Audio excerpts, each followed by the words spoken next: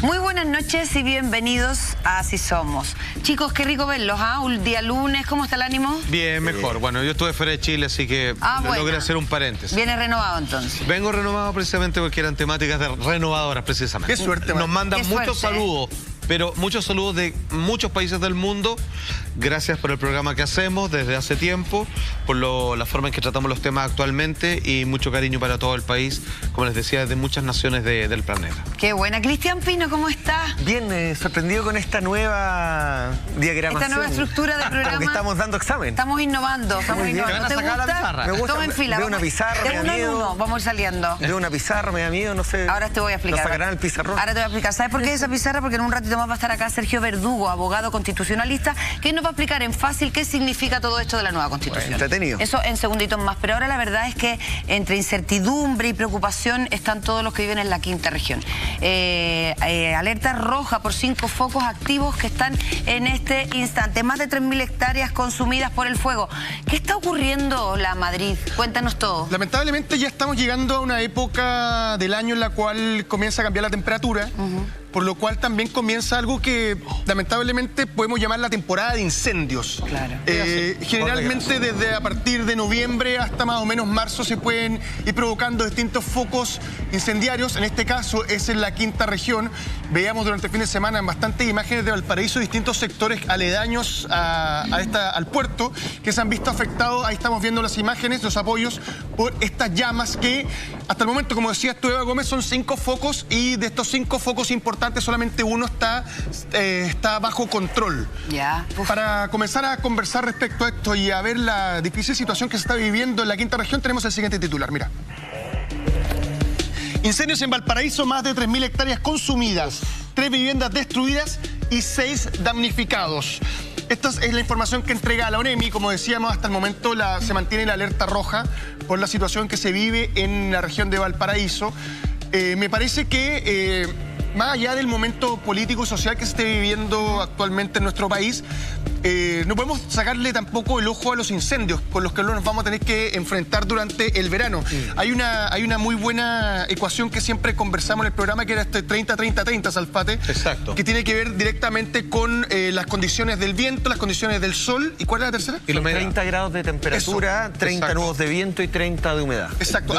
Además súmale que lamentablemente todo lo que tiene que ver con los vertederos ilegales, por decirlo de alguna forma, o la basura que la gente va tirando a un sitio baldío o a un espacio de ese tipo, termina provocando con esta nomenclatura de 30-30-30 que se genere un incendio. Incluso hasta una botella de vidrio. Sí, claro. En un lugar como este, hace un efecto con el sol, un efecto de lupa. Exacto, y termina provocando un incendio. Recuerda que son casi todos provocados por nosotros, más que sean casuales. Eso tú decís, se estaban investigando si efectivamente habían sido intencionales. ¿Se sabe algo de eso? Porque estaba en investigación. Lo que pasa es que la investigación, en la primera instancia, lo que busca Bomberos es controlar las llamas, poder terminar con estos 5 focos que se están viviendo en Valparaíso y posteriormente entregar una información y decir, mira, esto se provocó por esto, esto y esto. En una primera instancia, hasta el momento lo más importante es poder controlar estos 5 focos y poder evitar que haya más gente damnificada. Hasta el momento son 6 y más viviendas destruidas, que hasta el momento son 3. Oye, Lama, simplemente decir que el porcentaje, ya que estamos en días de número, es por sobre el 95%. O sea, casi todos los incendios provocados por el hombre. Pero ojo, mucha gente dice así como que alguien va con un fósforo y prende algo. A propósito, no. Tiene que ver a veces con los descuidos y por ciertos elementos que las personas dejan, desde una fogata mal apagada, que no había intención de quemar nada. Un cigarrillo. Desde un cigarrillo, o como tú decías, de algún artículo, digamos que pueden ser anteojos, lentes, botellas de vidrio, que generan efecto lupa y finalmente de las condiciones que explicaba Cristian, se generan estos incendios que después, ojo, se prenden así y después tratar de apagarlo. Imposible. Es casi imposible. Ahora, Valparaíso es una ciudad, una región que sabe de incendios forestales. Ellos vivieron en el año 2014, el 12 de abril del 2014, el incendio más grande en la historia de Chile, un incendio que arrasó con cerros, con casas y bueno, lo comentábamos, ¿cierto?, al comienzo del programa, el sector de Placilla, de Queuragua, desgraciadamente un lugar donde la vegetación es muy seca y es casi habitual, lo que decía Lama, esta temporada de incendios forestales que bueno, ahora viene también en esta contingencia que nos tiene muy preocupados. Otro incendio más. Recordemos que claro, tú decías que hay mucho pastizal, eucaliptos y muchas cosas más. La desertificación va avanzando hacia la quinta región, no va en retroceso, por lo cual también hace mucho más propenso este tipo de cosas.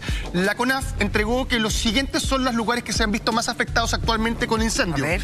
Dice, cuesta Yampaiquillo, creo que en esos Peñuelas, Mesana, que es Camino de la Pólvora, lo vamos a estar conversando, Melosilla, Manzanar, Los Filtros y Quinta Copcon. Estos son los lugares que se ven mayormente afectados. Vamos a comenzar hablando por Mesana, donde se encuentra esta ruta de la pólvora.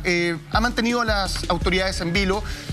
Y además ha sido bastante complejo poder trabajar en este lugar. Revisamos las primeras imágenes y comentamos aquí en Así Somos. Mira, ahí estamos viendo. Si te das cuenta... Terrible, porque menos. Exacto. Te das cuenta que es una zona donde se encuentran bastantes casas. Es una zona donde además las condiciones del viento no ayudan a poder controlar con mayor facilidad el incendio. Es verdad. Muchas veces hemos comentado acá en el programa respecto a incendios forestales, no solamente en Chile, sino que en otros lugares del mundo, de que cuando hay este nivel de viento y muchas veces uno logra ver que a un lado de la carretera, por poner un ejemplo, hay un incendio, está el asfalto y al otro lado también hay un incendio.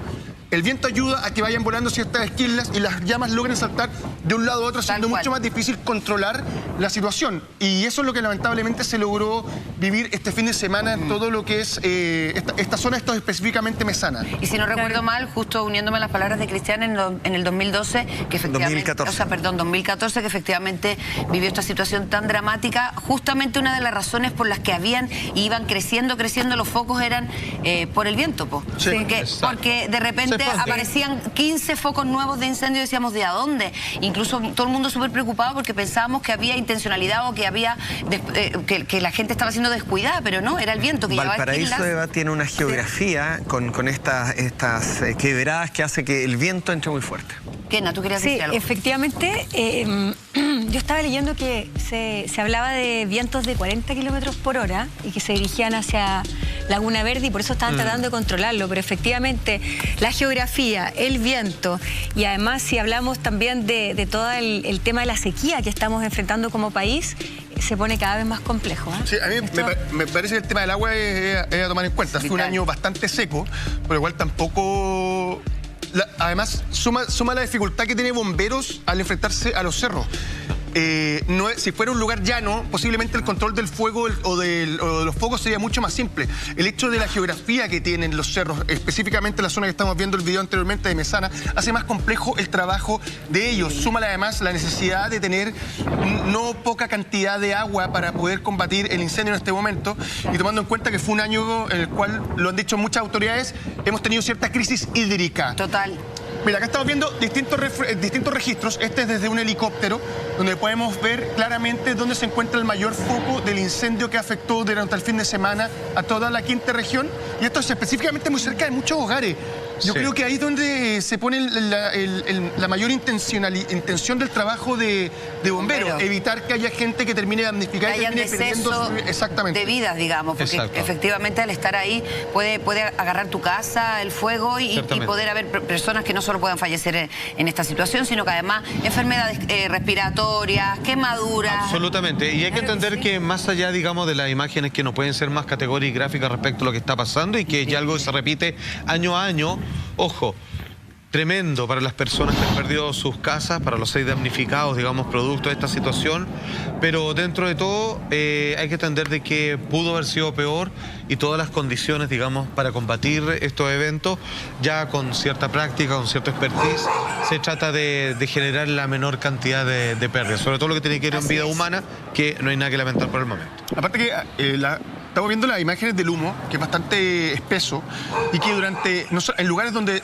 también dentro de la quinta región no se han visto expuestos a los focos incendiarios, también han tenido esa ceniza y todo eso que provoca el humo que va transcurriendo por distintos lugares. Ahí estamos viendo el nivel de destrucción que ha provocado este incendio en Mesana. Exacto. Ahí te das cuenta de que, mira, sigue humeando, ¿ah? Claro. Ojo, no es que, o sea, se acabó ahí, pero aún mantiene cierta candente dentro de pueden pasar horas de horas, ¿ah? Bueno, yo tuve la mala suerte, a mí se me quemó una casa en el año 2001 entera y yo no pude pesar en 48 horas porque efectivamente todavía quedan calor, no puedes tocar nada. Yo trataba de buscar como, porque me acuerdo que tenía una cajita con unos anillitos que me regaló mi papá, con unas monedas de mi papá, y tratando de excavar y no podía porque el piso efectivamente sigue caliente por horas de horas. Y además en esos lugares que de repente quedan estructuras aún de pie, pueden desmoronarse después de horas. Entonces es muy peligroso, es muy riesgoso. Pero mire esa imagen, Juan. Sí, el video que estamos viendo, maestro, es del camino de la pólvora que hace a Curauma. Curauma, lo dije bien, ¿no? Sí. Curauma, la verdad es que te das cuenta el nivel de humo. Te das cuenta también de que el trabajo de bomberos va a ser bastante extenso, no solamente durante el fin de semana, sino también lo que va a venir los próximos días, porque, como decíamos en un principio, de los 5 focos importantes que tiene este incendio, lamentablemente solamente uno está siendo controlado. Los otros 4 aún no logran ser controlados por bomberos. Lo decíamos, tiene que ver la geografía, tiene que ver el viento, y distintos factores que hacen mucho más complejo el trabajo de ellos. Insisto que la gente, pucha, ojalá lo entendiera muy de corazón, que claramente no hay una proporcionalidad entre un error, se me quedó la botella, y todo lo que genera. Porque, por ejemplo, cuando hay en otros lugares temporadas de huracanes, ¿qué vas a hacer? No depende de ti. Y sin embargo, lo que estamos viendo, uno jamás debiera hacer el switch de, bueno, pero es que ya se viene diciembre, enero y hay incendio. No tendría por qué ocurrir. Es 100%, ya, es 95% evitable, simplemente si cada persona tuviera el debido cuidado en el metro cuadrado en el que influye su presencia, desde cigarrillos y otras basuras que dejan. Sí, es importante el tema de la responsabilidad, sobre todo en sectores como... De una vez por todas hay que aprender eso. Claro, que vemos acá en Valparaíso. Y también importante es que los bomberos, si bien algunos se acercan con trajes especiales, ¿no es cierto?, para poder respirar bien y todo, decirle a la población que también tienen que tener cuidado con sus animalitos, los niños y todo, de no estar tan cerca del fuego, porque uno como que tiende a ver las películas que están como los héroes y están cerca del fuego y no les pasa nada. Pero efectivamente, bueno, ustedes saben que yo tengo un hermano que es bombero, efectivamente el estar a cierta distancia puede producir que te quemen las vías respiratorias. No necesariamente que te estés quemando con el fuego, sino que es fundamental mantener cierta distancia para cuidarse y mantenerse sano. Yo comencé mi carrera periodística en Valparaíso, en TVN Red Valparaíso, entonces llegaba el mes de noviembre, ya octubre, diciembre y enero era absolutamente la temporada de incendios, y me acuerdo mucho de una declaración que repite constantemente el Cuerpo de Bomberos de Valparaíso. Más del 90% de este tipo de incendios son intencionales. Sí, ¿sabes qué? Desgraciadamente una cifra que ellos dicen muy reiterativamente. La mayoría de estos incendios son intencionales. Aunque sea redundante, las penas del infierno, si un día alguien pillan haciendo fuego. Muchos niños. Absolutamente. En todo caso, chicos, vamos a seguir conversando este tema, pero no puedo dejar de señalarles que esta pizarra que usted ve acá va a ser muy bien ocupada por Sergio Verdugo, abogado constitucionalista, que nos viene a explicar si esta nueva constitución tenemos o nosotros pinchamos y cortamos en la elección de las cosas nuevas que van a ocurrir con esto. ¿Qué ocurre? ¿Qué vamos a votar en abril? No tenemos idea de todo eso, mucho más. Tenemos hoy día con nosotros a Sergio Verdugo más adelante. Grabe ese programa y recuérdelo por lo menos de aquí hasta abril y posteriormente a octubre. Mira, va a ser muy importante. con los hinchanarices que somos los que estamos acá, vamos a estar ahí esperando abril, haciéndole recordar todo lo que viene con esta nueva constitución. Buena idea, en abril lo mejor de eso y tiramos de nuevo este programa. Hay un dicho además muy bueno para abril. Oye, respecto a lo que estábamos hablando del incendio, creo que es muy importante, tomando en cuenta lo en boga que ha estado bomberos durante el último mes, no solamente a nivel no solamente de incendios forestales, sino que también todo lo que ha pasado a través de distintas ciudades por el movimiento social que se provocó. Creo que es un muy buen momento para entender de que a bomberos hay que potenciarlos, hay que ayudarlos. Me parece que la autoridad tiene ahí una deuda pendiente. No solamente eso, también hacer ciertas campañas que nos enseñen de que, o tú vas en la carretera, por ejemplo, y decides tirar un papel por la ventana, o piensas que eso es solamente contaminar, las consecuencias terminan siendo mayores, como lo que estamos viendo que ocurre en la quinta región. Y nos seguimos moviendo por esta zona. Vamos a hablar de la cuesta Yampaiquillo, una zona de unos 1.900 hectáreas de pastizal, matorral y pino, no cristián, y se ha visto brutalmente afectada por este incendio. Es más, en la zona se encuentran más de 3.000 clientes sin suministro de agua potable, lo que hace bastante complejo la situación para todas las personas que viven ahí. Estamos viendo las imágenes de cómo se vive esta situación muy cercano a condominios y a campos universitarios, por lo cual es una zona en la cual necesitan aislar lo antes posible el fuego para no lamentar mayores pérdidas. Y no me refiero solamente a lo material, sino que también a toda la gente que se vería afectada, no solamente por el tema de su casa, sino que también por la zona a la cual viven actualmente. Sí, porque cuando se quema una casa, tú interrumpes la existencia de un núcleo familiar. Pero cuando instituciones de esta naturaleza, finalmente lo que rompe es una arteria de todo un suceso anual de movilización que tiene que ver con las instrucciones de profesores a alumnos, de sedes que terminan y carreras que quedan interrumpidas.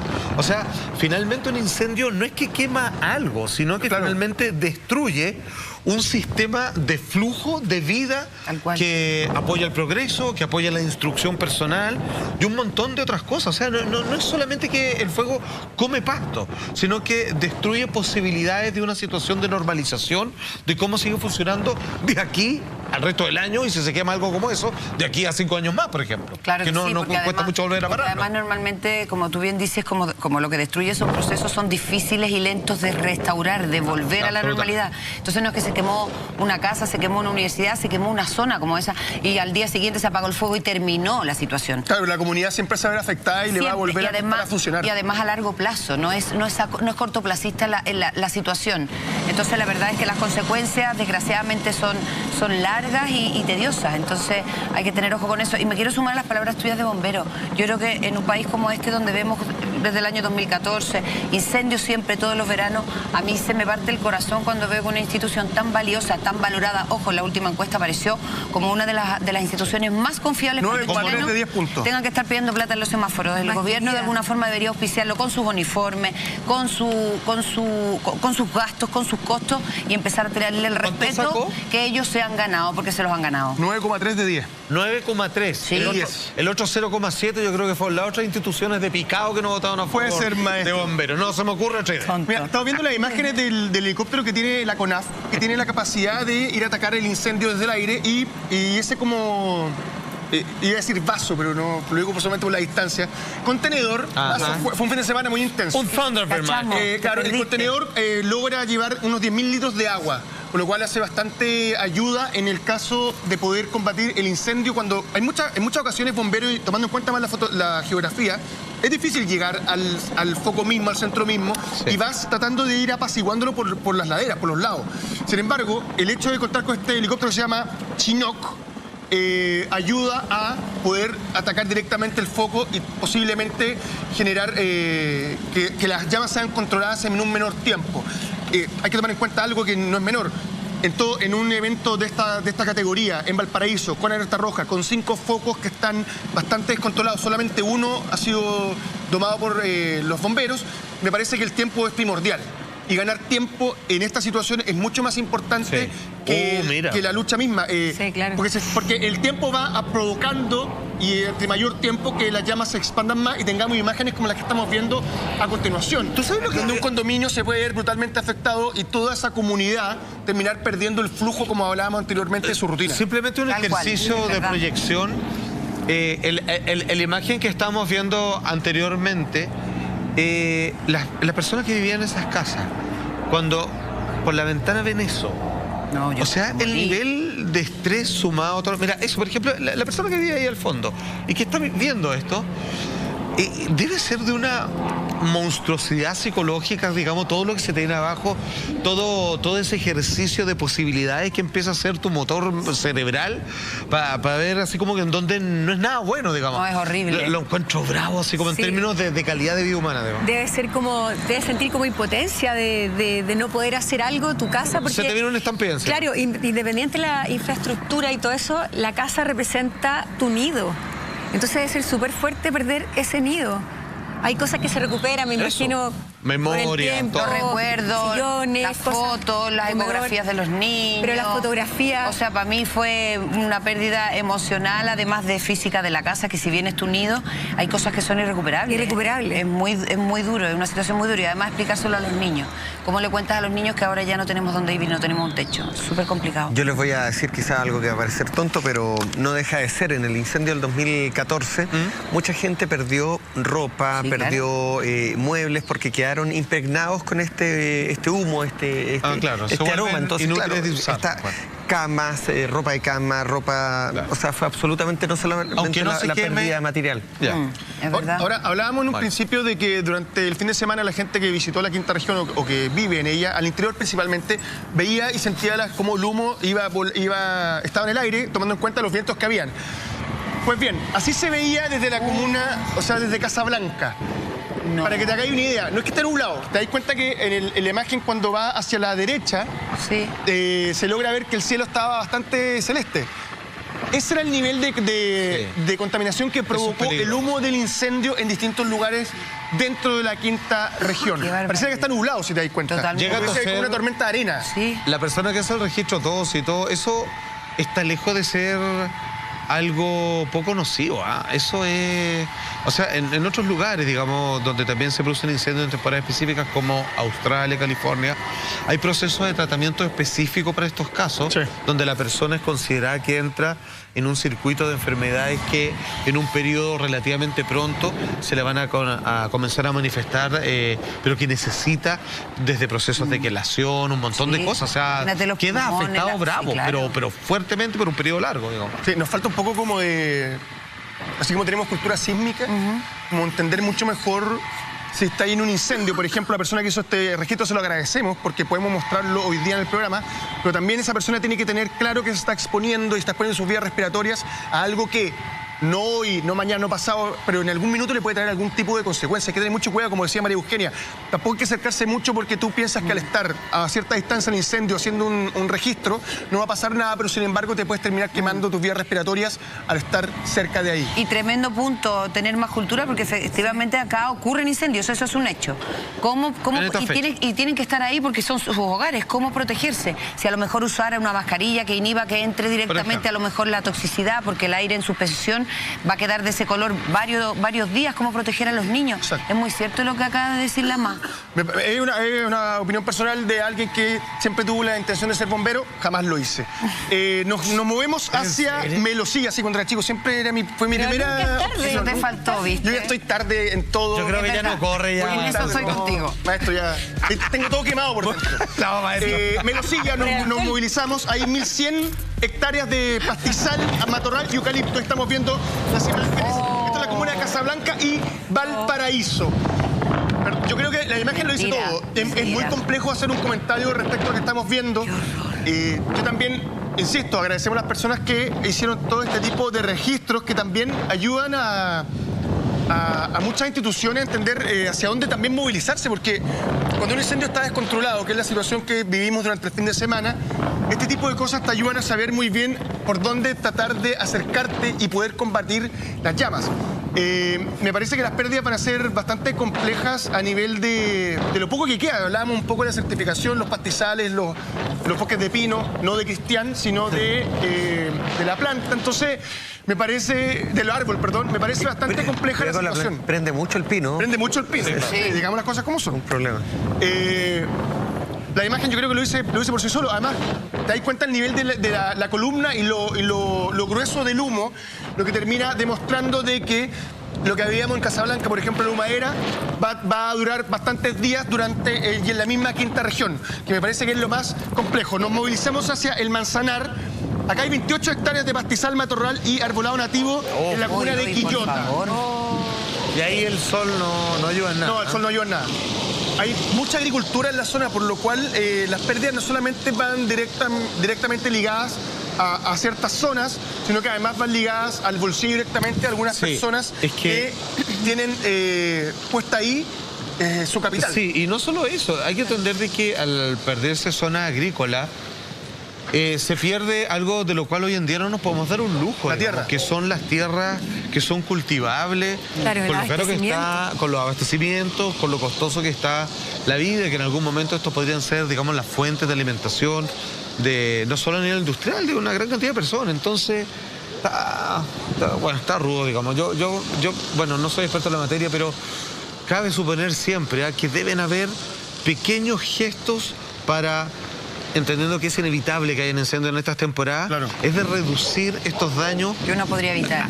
Yo creo que todavía queda una lista larga de cosas por hacer para que lamentemos menos esta situación.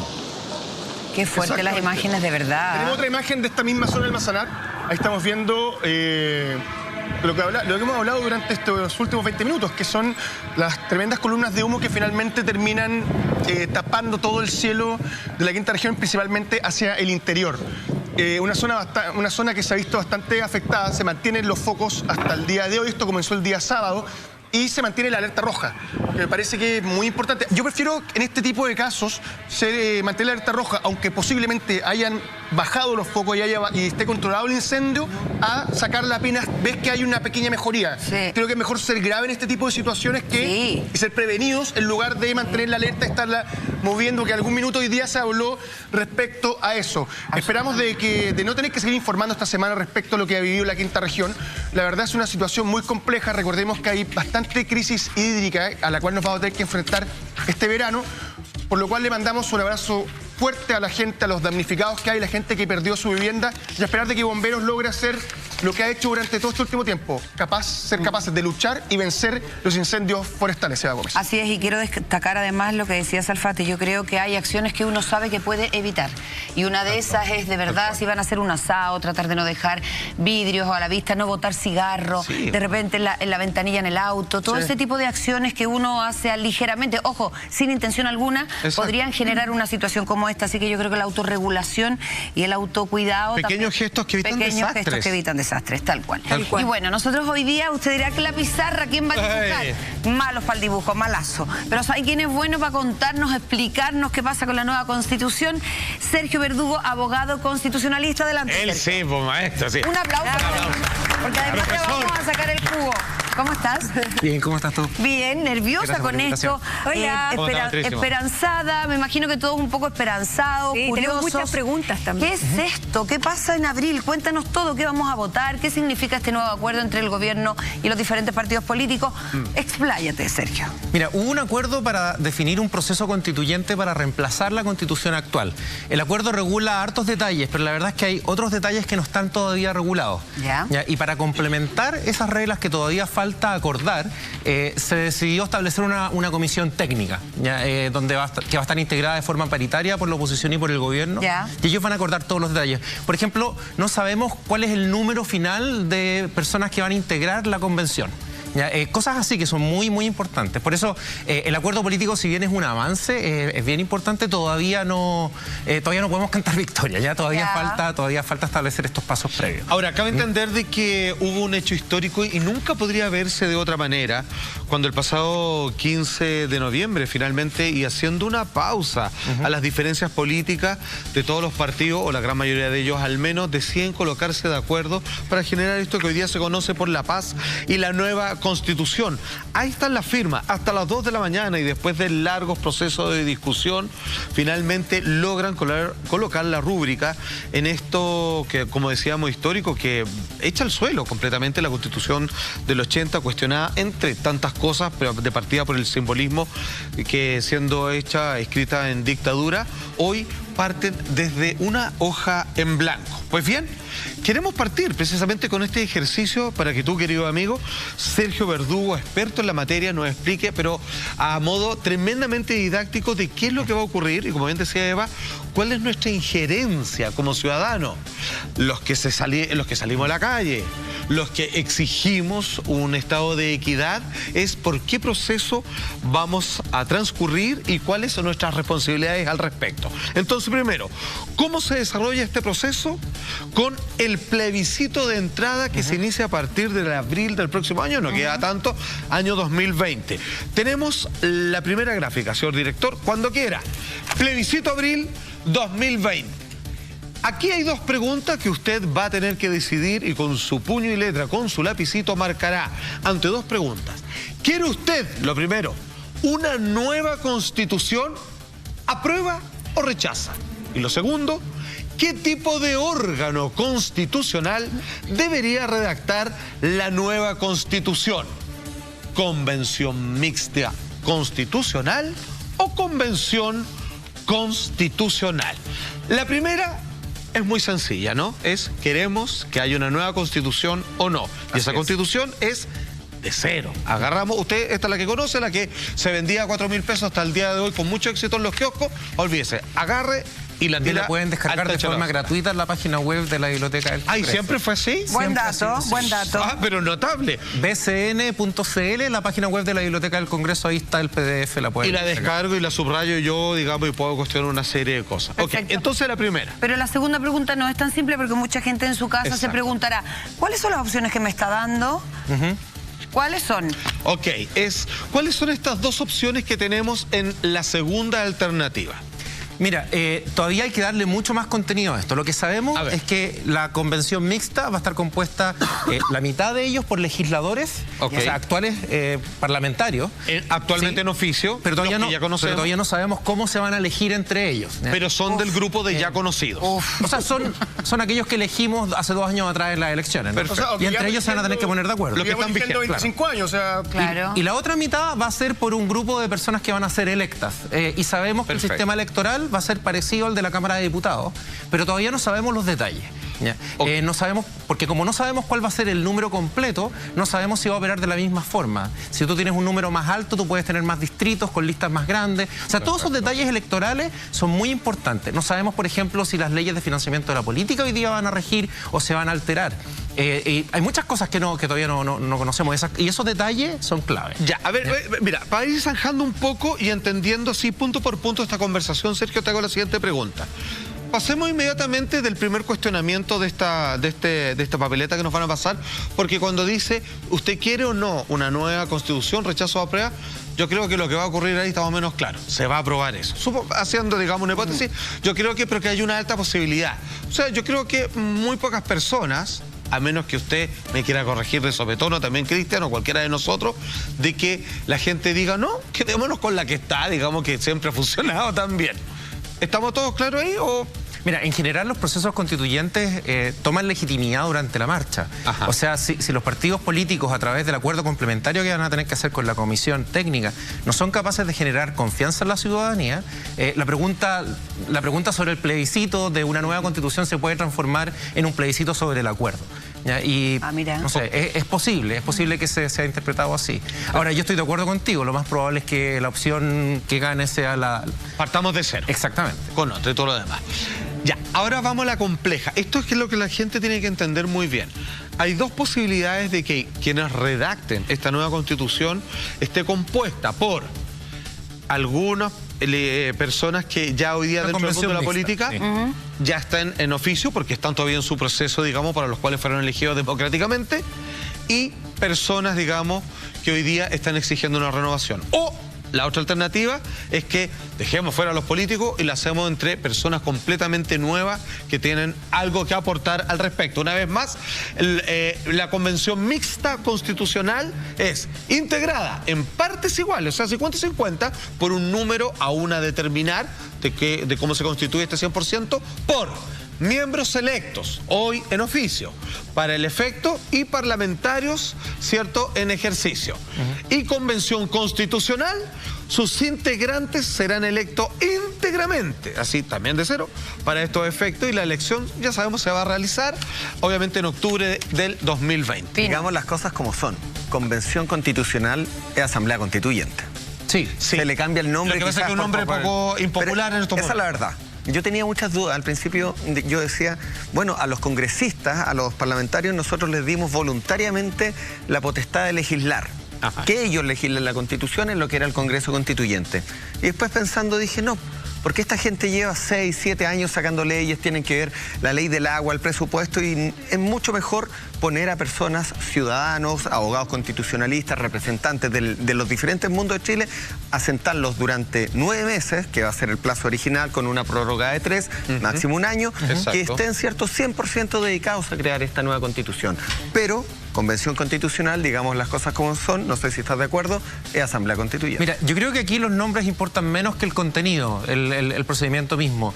Y afuera también se utilizan distintos tipos de nombres. Yo creo que es una Asamblea Constituyente. Sí, por Asamblea Constituyente tú entiendes un órgano especializado que es electo y que se va a disolver una vez que cumple su función. Claro. Y su función es dictar una nueva Constitución. Ahora, nos queda claro tu punto, pero solamente como parte de la conversión, para entenderlo, decir no llamarle Asamblea Constituyente, porque a algunos les huele a beneficio Venezuela, cosas así, como que puede ser un error, algo así. O sea, es un marketing obviamente, de cómo yo expongo a través de ciertos nombres los procesos que se van a llevar a cabo. Es como eso, nada más. Mira, porque aquí ha fallado la comunicación. Sí, existen distintas formas de nombrar este tipo de órganos. Asamblea Ciudadana, o sea, uno podría pensar cuál es el mejor nombre para tratar de comunicarlo. Pero eso no mira afuera de Chile. Las denominadas asambleas constituyentes pueden también ser nombradas por otros mecanismos, el sorteo, por ejemplo, también pueden ser mixtas. O sea, hay una variedad importante de alternativas. Y por eso la verdad es que las palabras representan poco. Hay una familia de asambleas constituyentes o de convenciones. La palabra convención normalmente se refiere a delegados designados, por ejemplo, en un estado federal. En un estado federal, distintos estados se ponen de acuerdo para hacer una constitución común, entonces mandan delegados para juntarse en una convención. Perfecto. Sergio, en todo caso, invitarte a que a la pizarra la uses cuando tú quieras, estás en tu casa, y quiero hacerte una consulta. Según tus conocimientos y tus experiencias en otros países, ¿normalmente se elige la primera o la segunda opción? ¿Por convención mixta constitucional o por... como asamblea constituyente, pongámosle ese nombre, aunque a muchos le asuste, pero que finalmente es la convención constitucional? ¿Qué crees tú que podrían lograr dejar más tranquila a la ciudadanía? Mira, la primera pregunta... Todos los modos para modificar una constitución son distintos. Siempre hay adaptaciones distintas. O sea, cuando uno habla de asamblea constituyente en Venezuela o cuando uno habla de asamblea constituyente en otros países, no sé, Irlanda, otros países que han hecho esto, todos han tenido detalles distintos y los detalles son muy importantes. Claro. Por eso es difícil... La letra chica es lo que importa. Exactamente. Ahora, hay algo que yo me he dado cuenta en las investigaciones que he desarrollado, y es que cuando tú tienes partidos políticos rivales que llegan a acuerdos comunes, es más factible que las constituciones desarrollen contenidos más democráticos, o sea, que respeten la independencia del Poder Judicial, por ejemplo. Los derechos políticos de las minorías quedan mejor reconocidos porque cuando hay políticos rivales que se sientan a negociar, tienen incertidumbre acerca de sus posiciones políticas futuras. Y como aspiran a competir por el poder, entonces se asignan derechos a las minorías. Por eso, un valor importante en esto es respetar la idea de los acuerdos. La idea de los acuerdos es muy importante. Y asambleas constituyentes que han fracasado en el sentido de que han dictado constituciones poco democráticas o acompañadas con deterioros democráticos importantes, todas ellas suelen tener en común que no se da este fenómeno de los acuerdos. Se da, en cambio, una coalición hegemónica, normalmente liderada por un caudillo, que diseña una constitución para los beneficios de esa coalición hegemónica que capturó el órgano. Por eso, independientemente si es una convención mixta, una convención constituyente o una asamblea u otro mecanismo que podemos pensar, es muy importante mantener la idea de los acuerdos de políticos que piensan distinto. Ok, perfecto. Claro, porque ahí lo que se disuelve es el problema que se genera, particularmente en los políticos, la gran cantidad de intereses creados que ellos llevan consigo. Así es. En donde no es solamente, mira, mi tía está sufriendo. No, mi partido me ha dicho que no sé qué cosa. Entonces, bueno, este va a ser mi carrera y mi futuro, digamos, como persona y como profesional. Entonces, la gente va a tener que, y ahora yo creo que lo tiene más claro que nunca, tener en cuenta aquello. Los políticos tienen intereses para maximizar su propio poder, ¿no? Eso incrementar su propio poder. Exacto. Y cuando tú los obligas a ponerse de acuerdo, entre ellos se produce un control natural. Y por eso es que los acuerdos son tan importantes en estas cosas. Maravilloso, exacto. Sergio, yo no sé si nos va a dar el tiempo para esto, pero primero lo conversábamos, ¿cierto?, al comienzo del programa. Este despertar, ¿cierto? Chile despertó, el hashtag que ocupa hoy día el programa, esta revolución social, esta primavera chilena, comenzó por demandas súper legítimas. Pensiones, AFP, ISAPRES, mejores sueldos, el sueldo mínimo, sobre todo el tema de las pensiones. Había un listado claro. Exacto. Sí. Todo esto, a mi juicio, se entierra de alguna manera con una nueva constitución que termina siendo la esperanza de un futuro, pero que no va a normar las AFP, las ISAPRES. Mi pregunta, Sergio, es: ¿tú crees que era necesario crear una nueva constitución y cómo la constitución podría venir a solucionar problemas reales de la gente que comenzó, ¿cierto?, con esta crisis que se vive ya hace un mes exacto? Fantástica la pregunta de Pino. Sergio, me imagino que es una respuesta ardua y con una explicación larga. Así que nos vamos a ir a comerciales porque nos interesa muchísimo tu pregunta. Le vamos a hacer mucho. Que usted que la hizo, la vamos a resumir en una línea. Dale. Se cumple un mes de estas movilizaciones que comenzaron son demandas muy justas, mejores pensiones, mejores sueldos, AFP, no más AFP, no más ISAPRE, pero todo se enterró en esta idea, a mi juicio, de una nueva constitución. La pregunta, Eva, concreta era, ¿crees tú que la constitución va a poder subsanar algunos de estos problemas? ¿Y por qué todo se concentra en esto y de alguna manera quedan flotando las demandas sociales? Sí, la pregunta sobre si una nueva constitución puede resolver las demandas sociales, la respuesta tiene que ser tajante: no. No lo va a hacer. ¿Ya? No regula las ISAPRES, no regula las AFP. Exacto, porque la gente lo cree. ¿Significa esto que cambiar la constitución es una mala idea? Yo estoy en desacuerdo con esa afirmación. Hay otros motivos para cambiar la constitución. Entonces aquí es importante mantener dos agendas separadas y que las dos agendas avancen. La agenda constituyente y la agenda social. Si la agenda constituyente se toma todo y la agenda social se paraliza, entonces estamos en una mala... no vamos a responder, digamos, a las demandas. Perdón, solo para que se entienda, si la agenda social avanza, sigue sumando cosas y profundiza, eso está mucho más cerca de lo que la gente quiere y necesita que hacer una nueva constitución o dejar en la que está. Sí, por supuesto. A ver, la gente lo piensa al revés. Que tenemos que entender qué es lo que es una constitución y qué es lo que puede darle una constitución a las personas. ¿Ya? Las constituciones establecen grandes principios y un marco para el gobierno, para facilitar el ejercicio del poder, ¿no? Un listado de derechos, pero en términos muy generales. Por ejemplo, la constitución reconoce el derecho a la seguridad social y un par de reglas concretas, pero no establece el sistema de AFP. Entonces, si tú quieres avanzar hacia un modelo mixto, tú tienes que modificar el decreto ley que regula las AFP. Y eso implica políticas públicas bien diseñada, con harto detalle, con buen financiamiento, y eso se tiene que hacer a través de la ley. Las constituciones no pueden regular sistemas sociales y además, aunque pudieran, sería muy malo que lo hicieran. Pero sí puede cambiar el el rol del Estado subsidiario, los derechos de agua, ese tipo de cosas. O sea, hay cuestiones que la constitución puede hacer, pero yo quiero ser bien claro con esto. Nuestra constitución hoy día tiene un problema. Imagínate, sale electo el presidente Piñera hace 2 años atrás. ¿Qué partes de su programa de gobierno él ha podido implementar y qué partes no? Tú te das cuenta que las grandes promesas que él había hecho en materia tributaria, en materia de pensiones, estaban todas entrampadas en el Congreso. ¿Por qué se produce eso? Porque nuestra constitución impide que el presidente pueda formar coaliciones legislativas para implementar su programa. ¿Ya? Eso es importante porque eso hace que las promesas de las campañas presidenciales después no se puedan cumplir. ¿Ya? ¿Por qué se produce eso? Se produce porque hoy día tenemos un sistema presidencial fuerte, acompañado por un multipartidismo muy grande, sobre todo a partir de la reforma al sistema electoral que tuvimos el año 2015. Entonces, el gran problema de la Constitución hoy día es que no establece buenos mecanismos para que los políticos formen coaliciones que les permitan implementar sus programas. O sea, necesitamos las dos, por carriles paralelos. Claro, entonces queremos arreglar ese problema que es de largo plazo, ¿no? Para que los presidentes futuros que sean electos puedan cumplir sus promesas de construir estas coaliciones. Y por otro lado, necesitamos responder a la crisis ya, ¿no? A las demandas que están en la calle hoy día. Pero lo que pasa es que yo creo que acá hay una gran confusión generalizada.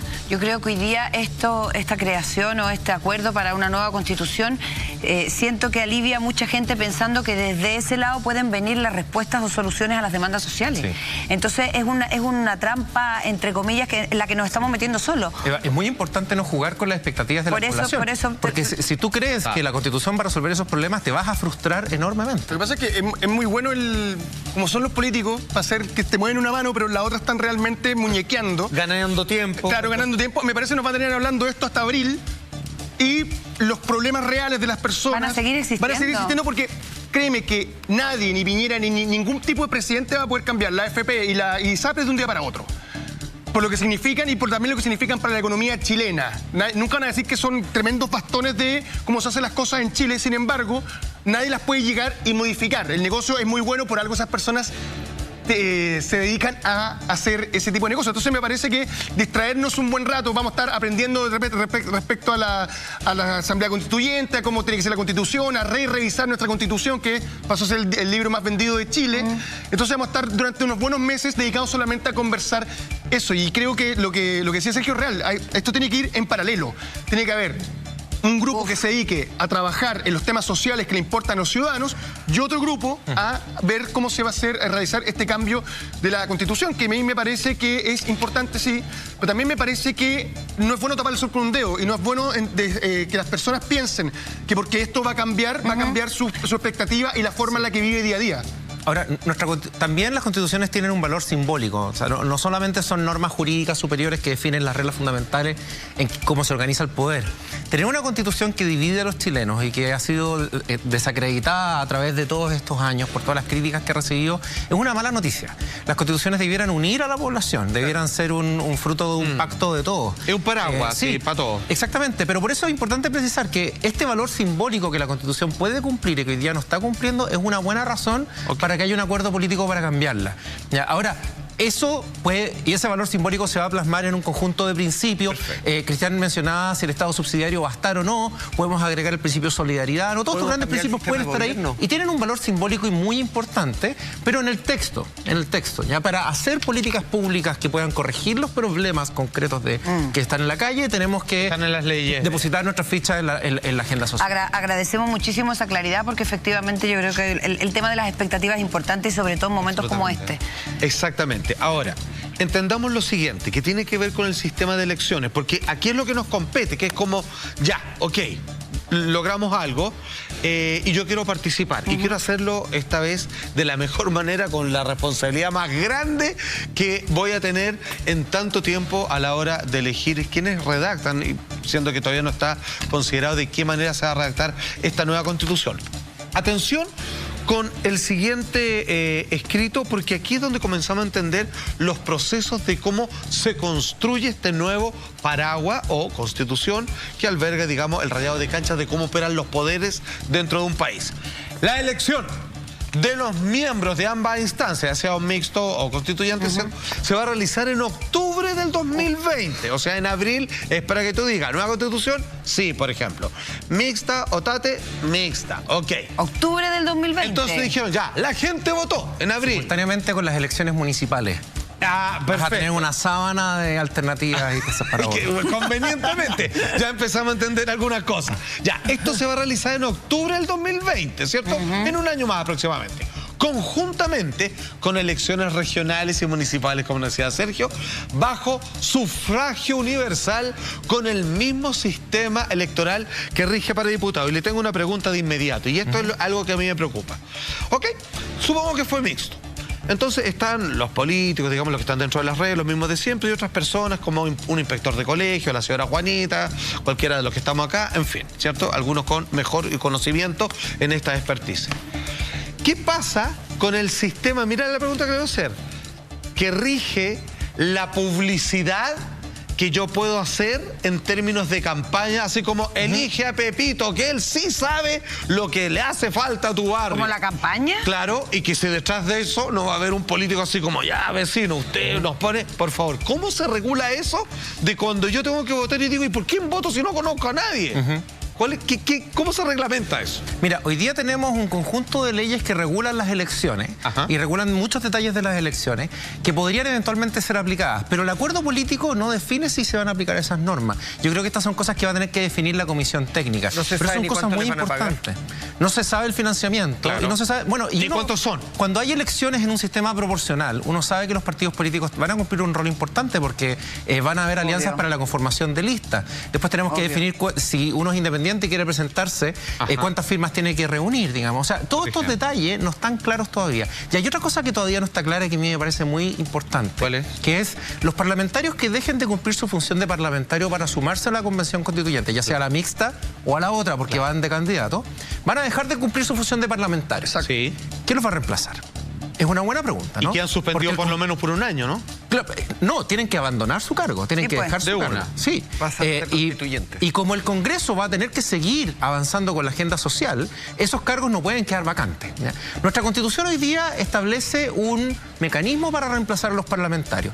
Y una pregunta que tiene que definir la Comisión Técnica es si la Constitución actual va a regir ese mecanismo que establece la Constitución actual va a regir o no. Perdón, para entenderlo bien, así, súper con pera y manzana. Hoy día hay buenos senadores, por decirte algo, así, buenos diputados. Y por lo tanto son los mejores para hacer esto.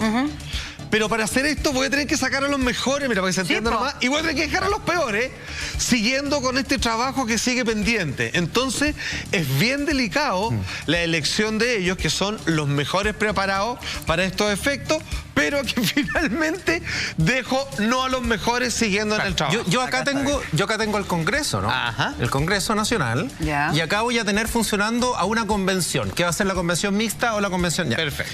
Del Congreso Nacional hay algunos parlamentarios que van a estar interesados en integrar la convención. De todas Si la convención es mixta, varios de ellos van a tener que ir. Si la convención es electa completamente y no mixta, ellos igual pueden ir a las campañas, igual pueden presentarse. Mira. Entonces se va a producir un fenómeno donde vamos a tener a legisladores que se van a migrar, claro. Van a migrar, Por claro. cierto. Entonces personas que han estado con la idea de la Asamblea Constituyente, por ejemplo, desde hace muchos años, es altamente probable que tengan que quieran participar acá. Entonces aquí el Congreso va a quedar con hartos cargos vacantes. ¿Ya? ¿Cómo los reemplaza? La pregunta es cómo los reemplaza. Ya. El acuerdo político no lo determina. Hoy día la Constitución tiene una regla. La regla actual es que el reemplazante de las vacantes es designado por el partido político al que pertenece esa persona. Exacto. Claro, ¿qué podría pasar si alguien se enfermara o muriese, por ejemplo? Claro. Y si tú, por ejemplo, o te nombran ministro, ¿no? ¿Ya? Te nombran ministro, tu cargo queda vacante, el partido político nombra a tu reemplazante. Y si tú eres independiente, tú tienes que haber designado un partido político cuando presentaste tu candidatura para efectos de que te reemplace. Y si tú no designaste a nadie y fuiste realmente independiente, el cargo queda vacante, no se reemplaza. Esa es la regla actual. Yo creo que esta es una regla que es poco popular. Es una regla que ha sido bastante rechazada. Es una regla que tenemos desde el año 2005, la reforma la reforma del presidente Lagos. Exacto. El acuerdo político no determina si este sistema que hoy día existe va a regir o vamos a tener un sistema distinto. Pero podría pasar eventualmente, por ejemplo, Giorgio Jackson. Giorgio Jackson es posible que él diga, oye, yo voy a querer irme para acá. Su cargo, ¿quién lo va a reemplazar? Bueno, su partido político, Revolución Democrática, tendrá que determinar quién lo va a reemplazar si es que se sigue este sistema. Pero eso es bastante injusto porque finalmente se puede terminar siendo que las personas que reemplacen y que llenen esos espacios sean por favores políticos o simplemente por algún tipo de candidato que nunca logró ganar ese espacio y finalmente el partido lo coloca ahí y las personas que votaron por la persona que se cambia hacia la otra asamblea, finalmente termina siendo algo muy poco democrático.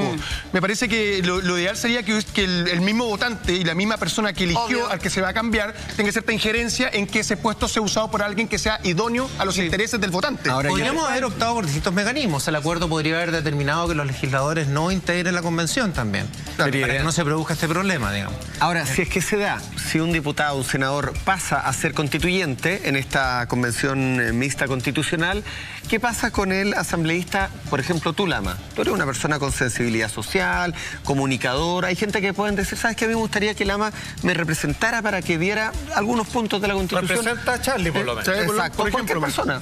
Y te presenta. Puede sonar duro lo que voy a decir, pero nadie vive por bolitas de dulce. Uno tiene cuentas que pagar, casas, hijos en el caso de otra persona. Es un trabajo. Los congresistas hoy día, mientras no se bajen el sueldo, ¿cierto? Tienen una renta que es bastante alta.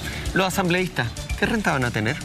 Porque si tú tienes una renta diferente, menor, vas a ser a congresistas o asambleístas de primera categoría y otros de segunda categoría. ¿Debiera ser similar a la dieta parlamentaria? Esto ya es una opinión personal, pero se ha discutido mucho si, al respecto de los delegados de la convención van a recibir una remuneración y hay quienes están proponiendo que trabajen de forma gratuita. A mí me parece que eso es una muy mala idea. Sí, yo también estoy de acuerdo. O sea, si tú de verdad quieres que ciudadanos independientes lleguen ahí y trabajen por 9 meses y después, o por 3 meses más, tú tienes que pagarles más. Tú tienes que pagarles y ojalá que pagarles un muy buen sueldo. Hoy día estamos discutiendo si vamos a reducir o no la dieta parlamentaria. A mí me parecería una buena señal que el equivalente de la dieta parlamentaria se le pague a los delegados. Después de que esta dieta se reduzca. Pero sea el parámetro. Es importante precisar que es un logro democrático, es un avance democrático el poder remunerar a los políticos. En el pasado, bajo la Constitución del 33, los políticos no eran remunerados, trabajaban gratis. ¿Y qué pasó? Bueno, solamente los privilegiados no podían acceder a la política. ¿Quiénes pueden darse el gusto de trabajar gratis? Las personas millonarias. Claro. Entonces, es un logro democrático. O los que son coimeables. O sea, es muy peligroso que no tengan un buen sueldo estas personas. No tan abusivo como antes, pero porque si no, van a empezar a sacar su dinero a través de favores. O sea, es muy corruptible. Es posible que el sistema de que sea gratis. Además de injusto, porque están trabajando. O sea, además de injusto, yo no conozco a nadie que trabaje sin remuneración. Pero, ¿sabes qué? Lo que dice Salfa es más peligroso porque podría efectivamente ser subsidiado por alguien. Así es. Y ahí es mucho más peligroso. O sea, las personas necesitan vivir, ¿no? motivación. Si tú eres millonario te da lo mismo, pero si tú no eres millonario tienes que pagar las cuentas a fin de mes. Claro, que proteja tu integridad en el fondo. Y además que uno de los puntos es que la persona que se presente como asambleísta no puede tener un cargo público, tengo entendido, en un año siguiente. Sí, entonces exacto, van a ser personas, porque esta cuestión, digamos las cosas como son, van a ser políticos o del mundo de la política. Más allá de algunos representantes, ojalá que hayan de pueblo originario, ojalá que hayan del mundo de la cultura, ojalá que sea paritario en el sentido hombres, mujeres, pero va a ser gente que va a estar vinculado, que va a tener un interés. La persona que está viendo ahora este programa es una persona que tiene interés constitucional y esa persona quizás también se puede presentar, pero el político va a quedar inhabilitado durante un tiempo importante. Y si esa persona que tiene un interés que hoy día no es político se presenta, se va a transformar en político, ¿no? Exacto. O sea, por el solo hecho de tú ser candidato y asumir las elecciones. Por eso no tenemos que ver la palabra política y los políticos como algo necesariamente negativo. Es verdad que hoy día nuestra clase política está desprestigiada. Está muy desprestigiada. Pero necesitamos a la política. La democracia representativa necesita partidos políticos. Entonces, esto es una buena oportunidad para que la política recupere su credibilidad. A todo esto una pregunta solo de paréntesis nomás, ya que se vienen en vacaciones y siempre se dice, ¿cierto?, que en el Congreso se toman como 2 meses, lo que sea. Buenas vacaciones. Yo creo que sería una buena señal. Se las tiro nomás. Yo creo que algunos se van a agarrar la cabeza, pero que en esta pasada posterguen un poquito sus vacaciones, la hagan bien cortitas, porque tienen que trabajar harto y están tan al debe, digamos, que una demostración, digamos, de confianza. Ahora, a mí me pasa, no sé si, como bien ansiosa que soy, si esta elección recién de las personas que van a formar esta convención mixta es en octubre del 2020. Sí, ahí se ¿De qué estamos hablando? ¿Cuándo empezarían a escribir la nueva constitución en esta página en blanco? ¿Cuándo empezaría a regir la nueva constitución? ¿Por qué se demora tanto? ¿De qué estamos hablando? ¿Estamos hablando de 4 años más? No, a mí me parece que es un plazo razonable, porque primero tenemos el plebiscito en abril, hay que tomar la decisión. Antes del plebiscito hay que acordar todos estos detalles que están pendientes y hacer una reforma a la Constitución para permitir este plebiscito y habilitar todo esto va a tomar algo de tiempo.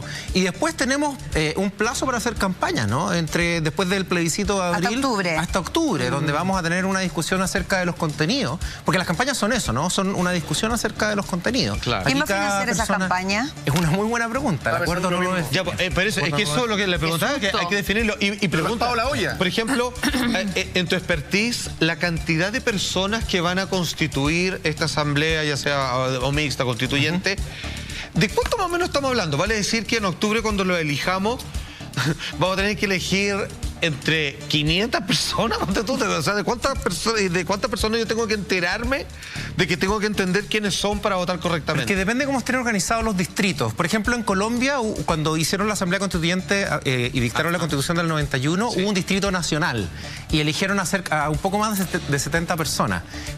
Claro, ahí habían muchos candidatos que te iban a tocar, pero si tú organizas esto territorialmente y haces distritos específicos, vas a tener menos candidatos, pero las listas van a ser muy importantes. Igual vas a tener una sábana. Sí, igual largo, igual. Y el número varía mucho, porque aquí hay dos cosas que hay que considerar. Mientras más alto es el número, más posibilidades de representar más sectores tienes. Claro. Pero mientras más alto es el número, menos posibilidades de que haya una genuina deliberación va a haber. Perfecto. Entonces tú tienes que llegar a un punto medio. Por ejemplo, en Islandia, el foro constituyente que organizaron, el primero tenía 850 personas, para un país que tiene 300.000 habitantes. Sí, claro. Y después de eso tuvieron que hacer otra asamblea, ahora de 25 personas, ¿no? Claro. Para que pudieran redactar un texto. Yo hago una pregunta. Imagínate. ¿Quiénes van a ser los asambleístas? Puede ser Lama, decía yo. Puede ser La Quenita. Puede ser Salfate. Puede ser cualquier ciudadano. O puede ser también que se dé un debate entre Sergio Verdugo, Patricio Zapata, abogados constitucionalistas. Sorry la comparación. Sí, o sea, gente docta, abogados en derecho constitucional o ciudadanos que representan diferentes sensibilidades. Un señor de La Vega, más un empresario, más no sé qué. Todavía no tenemos claros los detalles electorales, pero sabemos que van a ser elecciones y van a ser elecciones parecidas a las que rigen para la Cámara de Diputados. Entonces los resultados no pueden ser tan distintos. El único sistema que puede asegurar que el ciudadano de a pie, el que no tiene influencia, el que no sale en televisión, el que no tiene financiamiento para las campañas, pueda llegar a esto es el sistema del sorteo. Elegir por sorteo a los ciudadanos. Pero la verdad es que el acuerdo que se ha hecho varias veces, en British Columbia, en Irlanda se hizo, en Islandia también para elegir estos 850 eran sorteados. Pero nuestro acuerdo político determinó que fueran electos y por lo tanto va a ser más difícil que el ciudadano a pie llegue no porque no pueda presentarse a las elecciones, porque juntando las firmas va a poder presentarse, sino que porque es difícil que sea un candidato competitivo. Y hay que hacer una campaña. Si es que no puede hacer una campaña bien financiada por acceso a los medios. Ya, el acceso a los medios es lo más importante. Ya, por lo mismo. O sea, Lama te podéis presentar. Claro, porque ya tiene... Mira, Ya tenéis la mitad de la pega hecha. O sea, a él lo estamos, cuando ustedes lo tienen de panelista en este programa, ustedes le están subsidiando su campaña, si es que él decidiera. Claro, porque es muy caro salir en televisión. Vote Lama. Perdón por ser majadero, pero, por ejemplo, ¿quién va a fiscalizar las potenciales corrupciones o vicios que se generan respecto a las campañas o cómo elegimos las personas? Que ponte tú que fuera una persona impoluta, así como que estuvo ahí, la ha pasado mal, entiende qué es lo que pasa con el país, y cuando de repente es elegido, ¡pum! O que ven que es influenciable, se le van encima, lo quieren financiar. ¿Quién, por los que están detrás. Sí, pues ¿quién corrige eso? O es un imponderable y ya estamos nomás... Es una muy buena pregunta. Hoy día tenemos un sistema en que los parlamentarios tienen fuero. Entonces, si tú quieres perseguirlos penalmente por algún delito que hayan cometido, tienes que desaforarlos. Perfecto. Y una vez que tú los desafueras, ellos quedan suspendidos en su función de parlamentario. Perfecto. Podríamos pensar en un sistema similar, pero también podríamos pensar en un sistema para acceder a presentarte como candidato.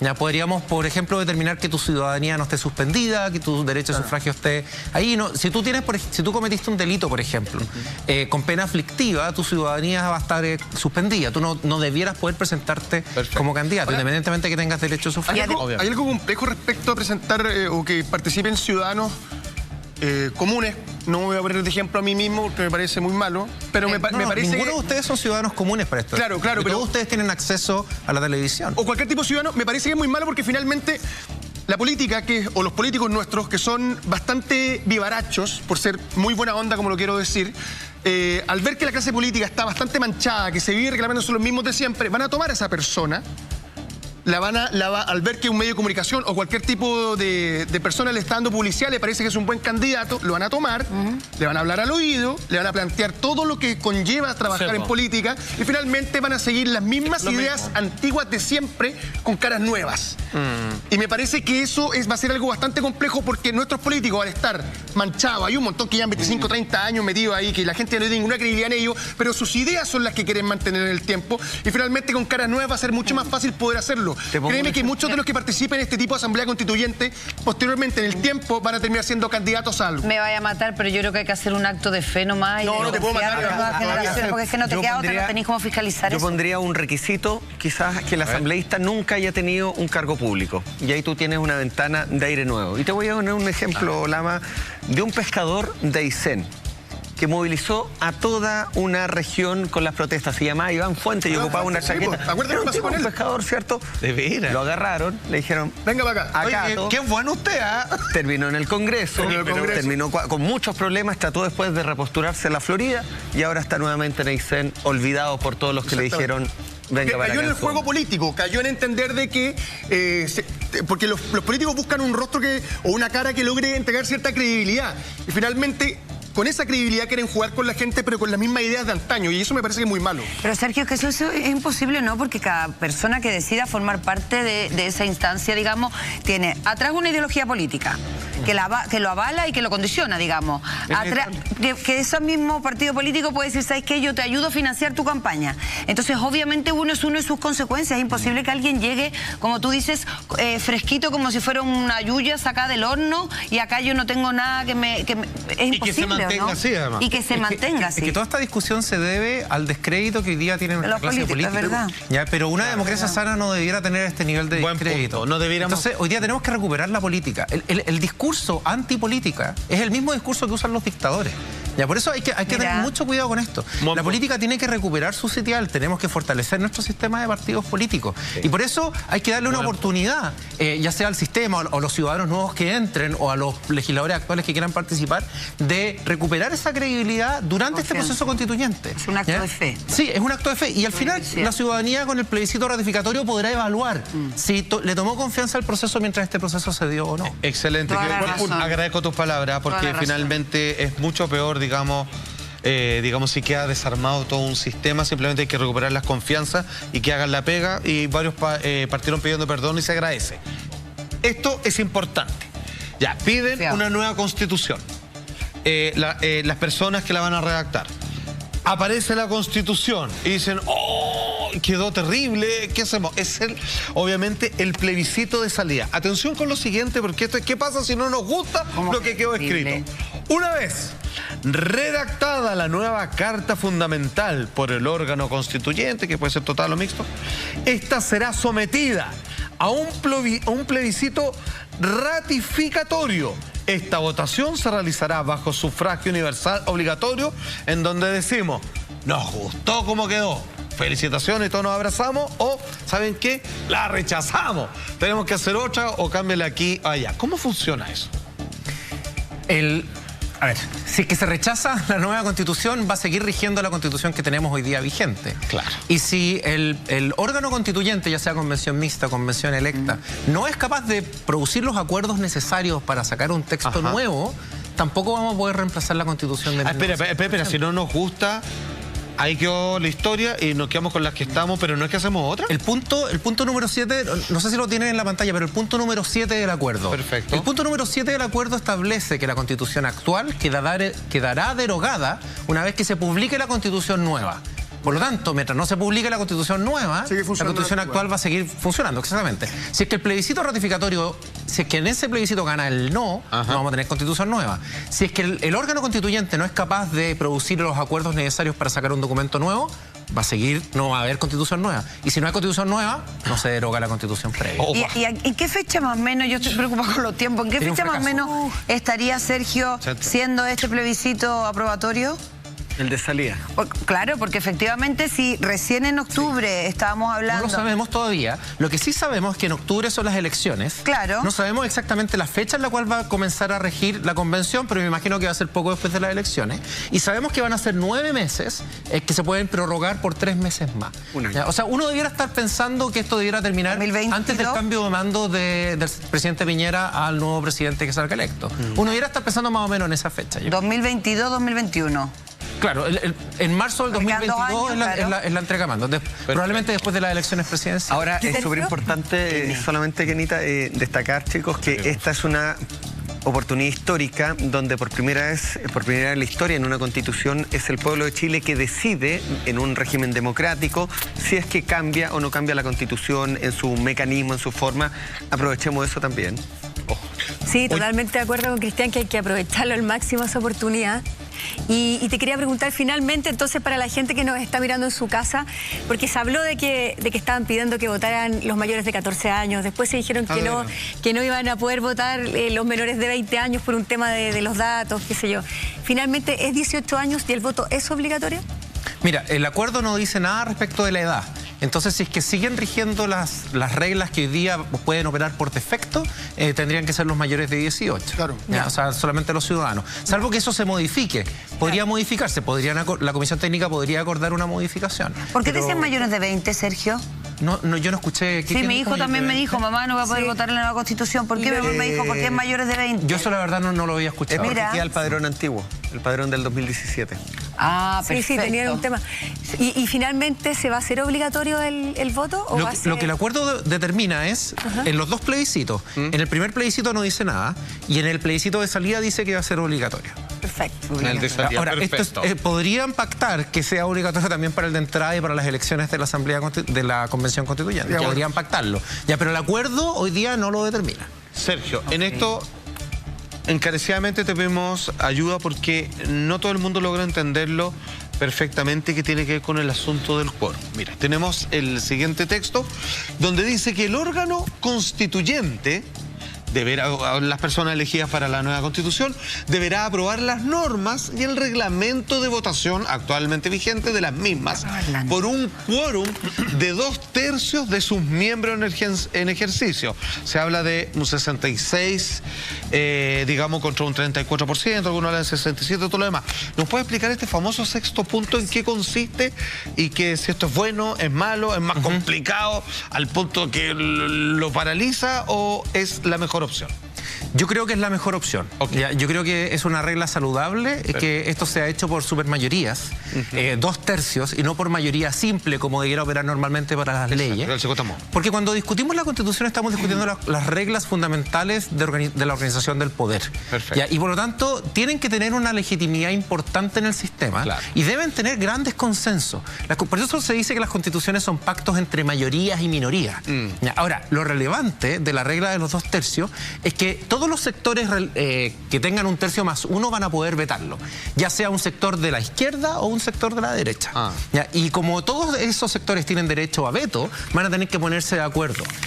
Ahora, el gran desafío es que efectivamente se pongan de acuerdo, porque si es que no se ponen de acuerdo, podemos correr el riesgo de que no haya nueva constitución. Por ejemplo, no se ponen de acuerdo cuál va a ser la forma de gobierno. Vamos a tener un sistema parlamentario, presidencial, semipresidencial. No pueden haber constituciones que no establezcan una forma de gobierno. Eso es algo esencial de una constitución. Si tú no llegas a acuerdo en ese punto, puede fracasar el proceso. Claro, es como si con qué benzina va a andar el auto. Pero de nuevo, la regla de los 2/3 es importante para darle legitimidad al texto, pero también... Que representa la mayoría. Así es, pero también para asegurar que aquí no van a haber perdedores. O sea, que se van a respetar los derechos de las minorías políticas. Perfecto. Cuando tú tienes a las minorías políticas dentro de los procesos, por ejemplo, derechos como la libertad de expresión quedan mejor resguardados, porque derechos como ese son esenciales para una política libre. Y las minorías políticas, cuando ellos presentan su alternativa al gobierno de turno, necesitan poder expresarla. Entonces, estas minorías demandan más libertad de expresión. Por eso la regla de los 2/3 es importante, pero hay una cuestión que es importante precisar, que es desde dónde partimos. Entonces tú puedes partir con un texto que está escrito actualmente, la Constitución actual. Yo no dibujo también, pero imagínate que esta es la Constitución actual. Una hoja de papel, ¿no? Y los distintos artículos. Le quedó perfecto porque igual que la otra no se entiende nada. Muy bien, una broma. Bueno, si tú partes desde la Constitución actual, los 2/3, para modificar cada uno de los artículos, podría terminar en que la falta de acuerdo haga que la Constitución actual o el artículo actual siga rigiendo. Porque algunos van a quedar sin tocar. Esto fue rechazado. Es importante tenerlo presente. El acuerdo es que vamos a tener una Constitución en blanco, o sea, un papel en blanco, y vamos a empezar a redactar no desde esta regla, sino que desde cero.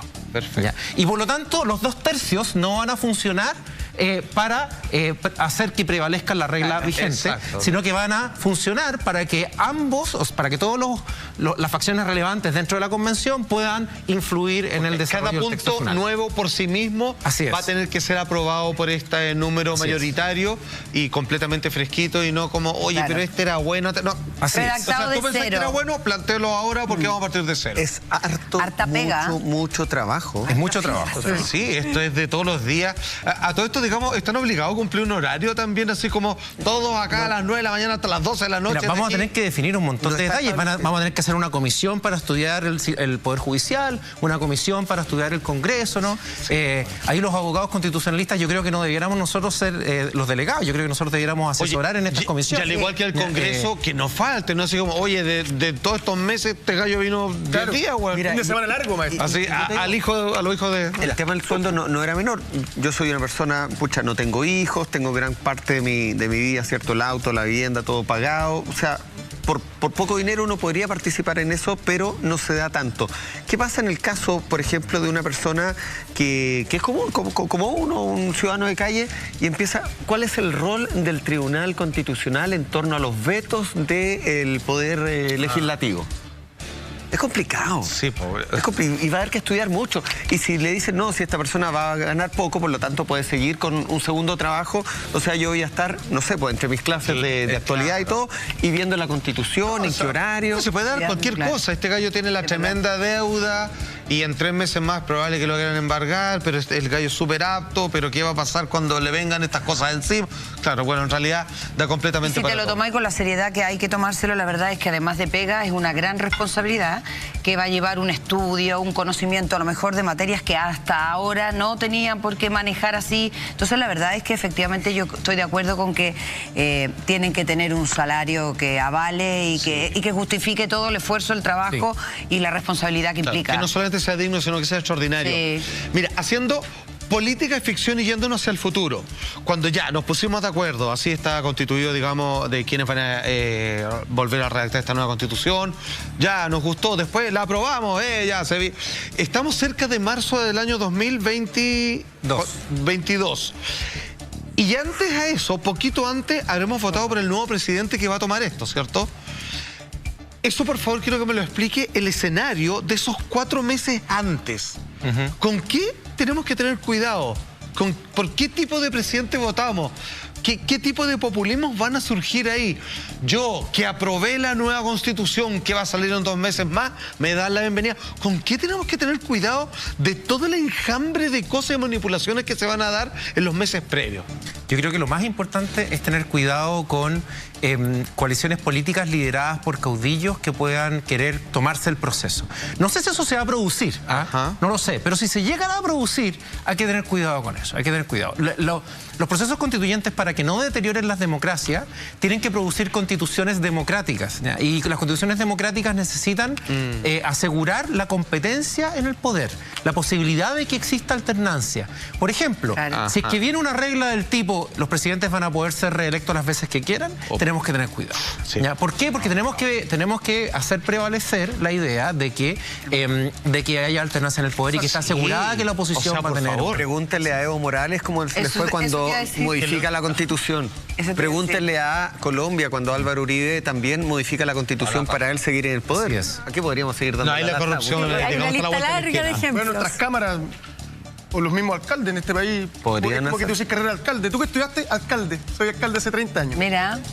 No me parece que sea... A mí me encantaría que cambiáramos el régimen político y tuviéramos primer ministro, que tuviera que formar coaliciones políticas. Y ustedes vieron el caso de Inglaterra, cayó Cameron por el Brexit, luego cayó Theresa May, y el país, ¿cierto?, mantiene, ¿cierto?, una estabilidad si es que no hay equilibrios políticos. Yo creo que es una buena idea para resolver el problema que te mencionaba antes. Y es que los presidentes no han sido capaces de formar coaliciones legislativas disciplinadas que se cuadren detrás del programa de gobierno. Exacto. El sistema que propones tú corrige ese problema. Pero se supone que los parlamentarios están para que ese programa de gobierno, si hay alguna medida que suene brutalmente populista, que es no es sostenible en el tiempo, pero que termina ayudando a ganar un presidente para que ellos reculen eso y tú no caigamos en ese tipo de populismo, ese tipo de medidas que pueden terminar provocando un descalabro en el sistema. Es que es menos probable que suceda en este tipo de sistema semipresidencial o parlamentario, porque el gobierno es generado por acuerdos políticos desde el Parlamento. Claro. ¿Ya? Entonces tú no votas por un primer ministro, tú puedes votar por un presidente, pero el sistema de primer ministro consiste en que el primer ministro es el líder de la coalición política que se formó desde el Parlamento, y por lo tanto la moderación del sistema es interno, cuando tú tienes a los distintos partidos teniendo que pactar para generar esas mayorías. Y por eso es que el programa de gobierno que ofrecen va a ser implementado, porque viene con las mayorías previamente definidas. Perfecto. Claro. Bueno, la bolita ya se tiró, efectivamente, ya estamos en proceso de ver qué pasa con la nueva Constitución. No olvidarse que es un proceso paralelo a las reformas sociales que requerimos para que haya equidad. De alta responsabilidad. Y que sería ideal que ambas fueran en paralelo, nos pegaríamos un tremendo avance. Así que respetando muchísimo este acuerdo entre el gobierno y los partidos de la oposición, no olvidarnos de que estamos siguiendo por equidad en la AFP, en los sueldos, en las pensiones, en el precio de los medicamentos, etcétera, etcétera. Oye, que vuelva, el único que lo explica bien. Sí, me encantó, Sergio, ¿qué te puedo decir? No te voy a despedir porque todavía nos lo quedamos un ratito más, pero sí le tengo una tremenda noticia, porque si estás cortito de lucas y no sabéis qué hacer, mira que llegaste al lugar justo, la red te regala un bono de $500,000 de pesos a la semana. Toma. Para participar envía la palabra bono al 1330, recuerda la más, bono al 1330. Con B larga. Sí, con B larga. Y ya estarás participando para ganar uno de los premios por $500,000 de pesos. ¿Y cuándo? ¿Y cómo? Dirá usted. Como nosotros nos preguntamos la Constitución, ¿cuándo y cómo? Bueno, esto lo tenemos cortito y rápido. Este viernes en Intrusos. Participa y gana. Vamos a comerciales y volvemos en un segundo. No se va. ¿Dónde? En Intrusos. Participa y gana. No se viene. No, Asamblea Constituyente. A la rotonda. Aplauso para Sergio Verdugo. Grande. No puede ser. Muchas gracias. Muy bien. Gracias, Sergio, por acompañarnos, por explicarnos tantas dudas que tenemos y la gente en su casa también. ¿Qué pasa con todo esto? Bueno, probablemente te vamos a invitar para que venga nuevamente porque eres un seco. Un posible constitucionalista. No. En una de esas, ¿no aceptarías? No. No, yo voy a colaborar desde la academia. Me parece. Ya, muy bien, parece. ¿Expedientes ese? Bueno, yo colaboro desde acá, desde el cine. Slaughterhouse Rules, un colegio exclusivo británico que son gente, muchachos preparados para ser presidente, abren un portal interdimensional y lo atacan un monstruo. Se da la media vuelta la película. Original versus remake, Tron del año 82. Y su tremenda secuela, Tron Legacy, con música de Daft Punk, entre otras cosas bonitas, preciosas, no te pasaste, ¿sí o no? Bueno, no solo eso, entre 200 películas que hay que ver antes de morir, la vida de Adele. Ella, que vive en un mundo donde ahora tiene que hacerse muchas preguntas y descubrir qué es lo que ella quiere para sí. ¿Cuándo es esto, maestro? Ahora en Expediente ese. Entonces ya sabe, quédese con nosotros en la red viendo Expediente ese. Gracias, Cristiancito. Está como alta el video. ¿Viste? Me gusta, me gusta. Le gusta pararse sobre nosotros. Siempre, arriba. Me gusta arriba. Muchísimas gracias por su preferencia. Nos vemos mañana a las 12. Aquí tenemos una cita en Las Y Somos.